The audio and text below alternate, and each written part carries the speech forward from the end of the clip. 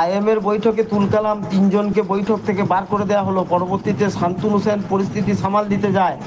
হাত জোর করে তিনি চিকিৎসক তাপস চক্রবর্তীকে এই বৈঠক থেকে বেরিয়ে যেতে বলেন, কারণ এই তিনজনের নাম জড়িয়ে রয়েছে আরজিকর কাণ্ডের অভিযোগ। তারা 9ই আগস্ট সেমিনার রুমের যে ভিডিও দেখা গেছে সেখানে ওই তিনজনকে দেখা গেছে।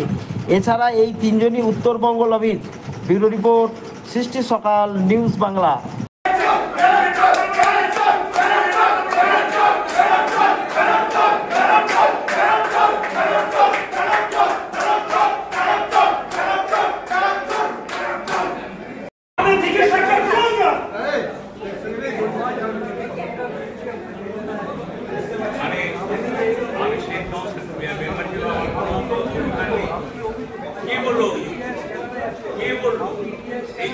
বানানো গল্প আমার সারা পশ্চিমবাংলা বা